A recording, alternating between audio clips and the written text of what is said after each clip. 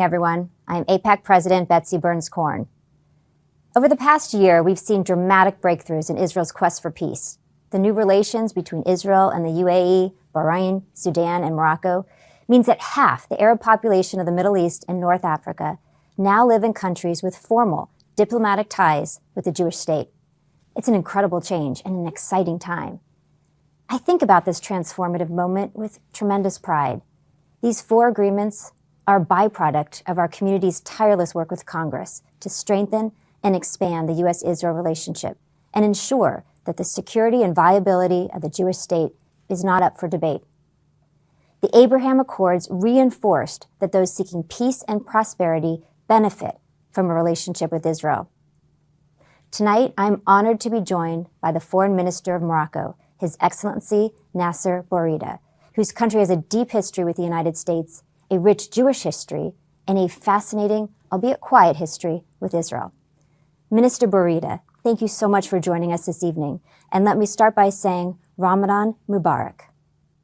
Thank you. Thank you very much, Betsy, for the invitation and for this opportunity to exchange with you. Thank you also, and Ramadan Mubarak to all those who are fasting. So Morocco is a country of great interest to many of our members, and many have ties with Morocco. Can you talk to us a little bit about the historic ties of Morocco and the Jewish community, both in Morocco and in Israel? I wonder if we can talk about Morocco and the Jewish community as separate bodies, because they are one community. The Jewish population has lived in Morocco for centuries. They are part of the Moroccan population. They have nourished and enriched the Moroccan identity.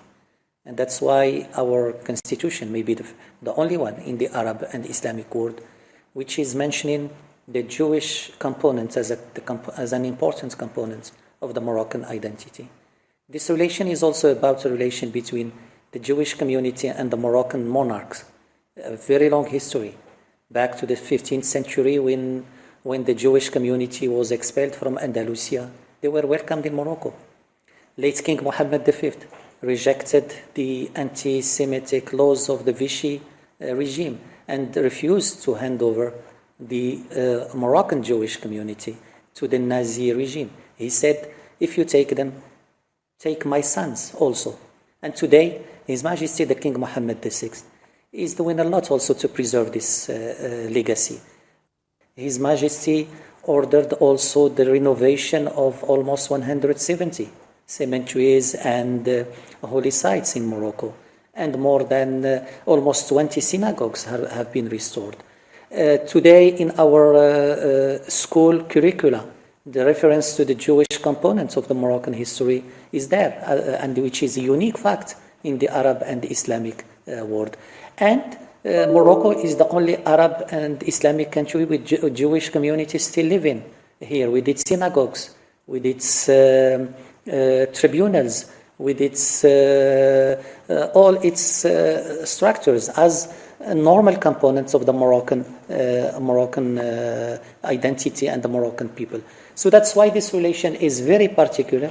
It's unique in the Arab world, and it has been safeguarded by the commitments of the kings of Morocco, but also the willingness of the Moroccan people.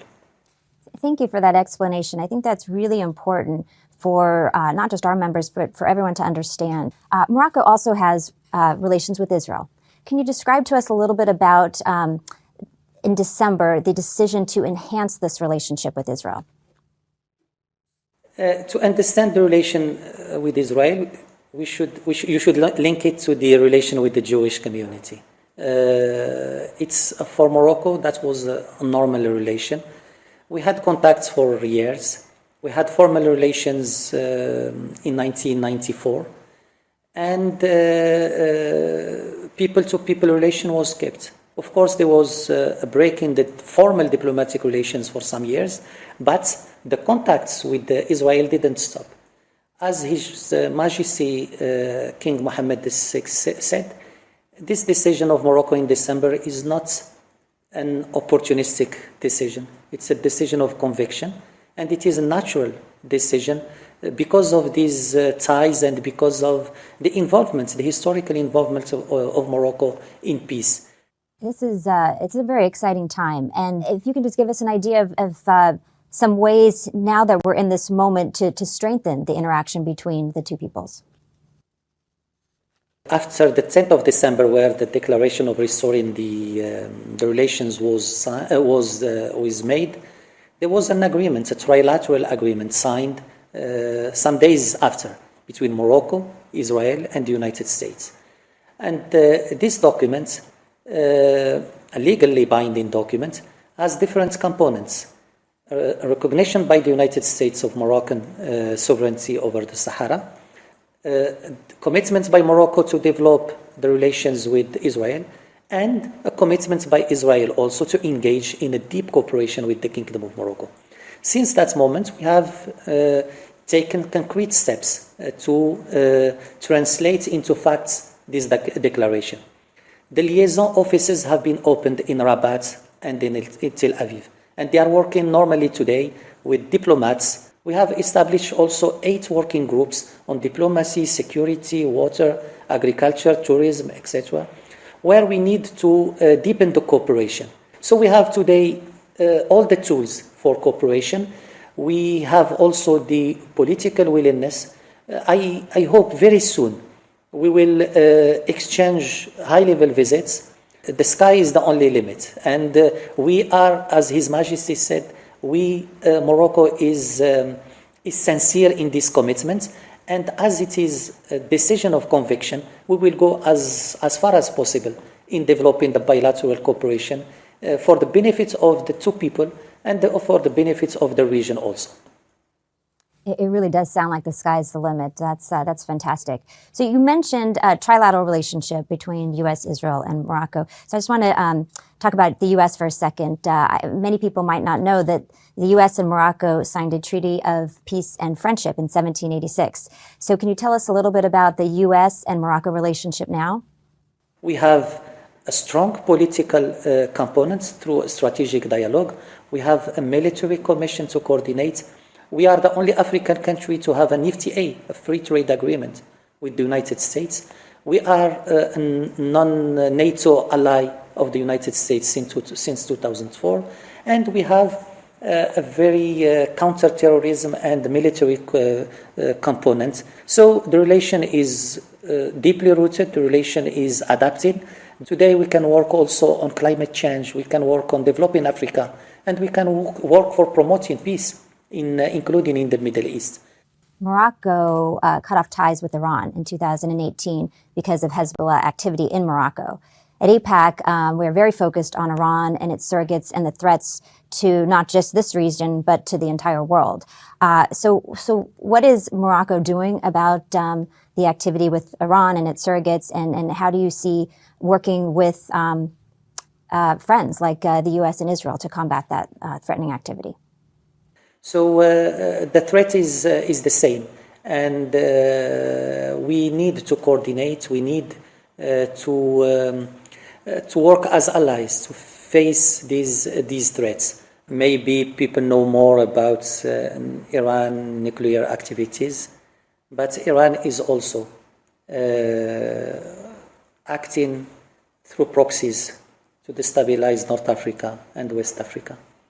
Iran has been threatening Moroccan territorial integrity and its security by supporting Polisario, by giving arms to Polisario, and by training Polisario militia to attack Morocco. Iran is also spreading through the Hezbollah its activities in West Africa. And today we are still vigilant to the threats Iran is presenting to our security and to the security of the Moroccan people. As you know, the Sahara issue is crucial for Morocco. Its territorial integrity is the key of the stability of this country. All those who are trying to destabilize Morocco are using the Sahara issue as a tool, and Iran, Hezbollah, and Polisario are doing the same. So that's why it's very important also, while giving attention to what Iran is doing in its nuclear program or in acting against some of its neighbor, to pay attention to what Iran is doing to other allies of the United States in this area of the world. So Morocco took a real leadership role among Arab states in normalizing relations with Israel. How do you see Morocco moving forward and maybe inspiring other Arab countries to also normalize relations with Israel?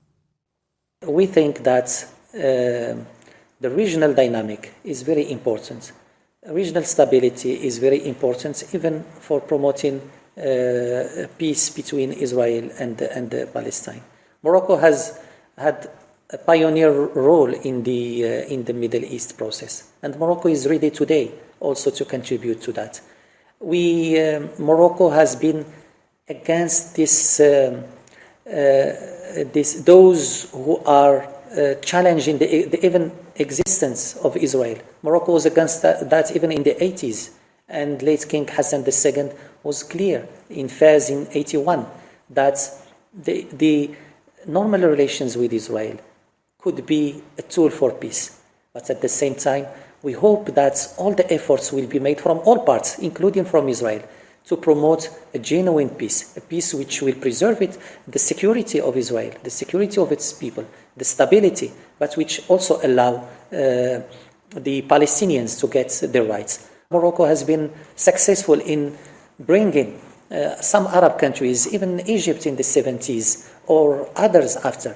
But Morocco is willing to contribute to that, the regional dimension, by making other Arab countries join in this positive regional dynamic, but also promoting peace and talks between Israelis and Palestinians to resolve this long-standing issue.